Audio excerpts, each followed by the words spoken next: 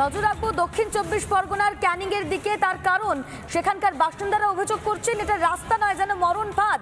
গোলাবাড়ি বাজার থেকে মধুকালী খেয়াঘাট পর্যন্ত রাস্তা কার্যত মরণ ফাঁদ। বেহাল রাস্তায় যাতায়াতের প্রবল সমস্যা হয়, অন্তত এরকমটাই অভিযোগ করছেন স্থানীয় বাসিন্দারা। দীর্ঘ কয়েক বছর ধরেই রাস্তার কোনো মেরামতি হয়নি বলেও অভিযোগ। রাস্তার মাঝে তৈরি হয়েছে বড় বড় গর্ত, প্রায়শই ঘটছে দুর্ঘটনা। তবে তা সত্ত্বেও নজর নেই প্রশাসনের। কবে হবে রাস্তার মেরামতি, প্রশ্ন তুলছেন বাসিন্দারা।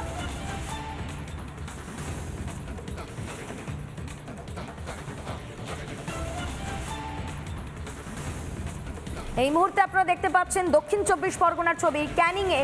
সেখানে বেহাল রাস্তা, গোলাবাজার থেকে মধুকালী খেয়াঘাট পর্যন্ত রাস্তা কার্যত মরণ ফাঁদ। অন্তত এরকমটাই অভিযোগ করছেন স্থানীয় বাসিন্দারা। বেহাল রাস্তায় নিত্যদিন যাতায়াতের সমস্যা হয়, এরকমটাই অভিযোগ করছেন সেখানকার বাসিন্দারা। এবং দীর্ঘ বেশ কয়েক বছর ধরে এই রকমই অবস্থা রয়েছে রাস্তার, কিন্তু প্রশাসনের কোনো নজর নেই।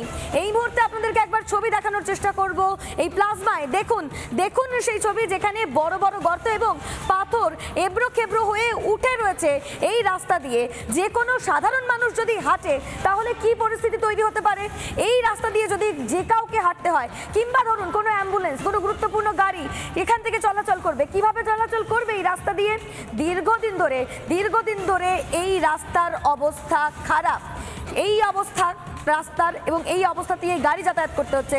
দেখুন, টোটো থেকে শুরু করে অ্যাম্বুলেন্স, অটো, সাইকেল, সমস্ত যারা সেখানকার বাসিন্দারা রয়েছেন তারা এই রাস্তা দিয়ে যাতায়াত করেন। নিত্যদিন তারা এই রাস্তা দিয়ে যাতায়াত করেন এবং দীর্ঘদিন ধরে এই অবস্থা রয়েছে রাস্তার। কিন্তু কার্যত নজর নেই প্রশাসনের, উদাসীন প্রশাসন, এরকমটা অভিযোগ স্থানীয় বাসিন্দাদের। ঠিক কি অভিযোগ করছেন তারা, শুনুন।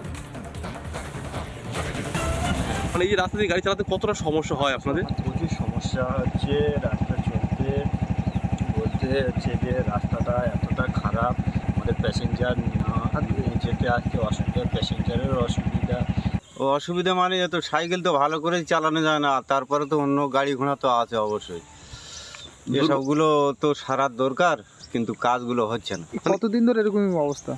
হ্যাঁ, তা 4-5 বছর এরকমই হয়। মানে রাস্তাটির বেহাল দশা, স্কুল পড়ুয়া, প্রেগনেন্ট মহিলা থেকে আরম্ভ করে 8 থেকে 80 বছরের বৃদ্ধ মানুষজন যাওয়া আসার যে সমস্যা, সেই সমস্যাজনিত কারণে বহুবার প্রশাসনকে তারা জানিয়েছে, জন আন্দোলন গড়ে তুলেছে, কিন্তু প্রশাসন এবং শাসক দলের নেতারা আজকের এই অসুবিধার কথাগুলো তারা দেখেনি,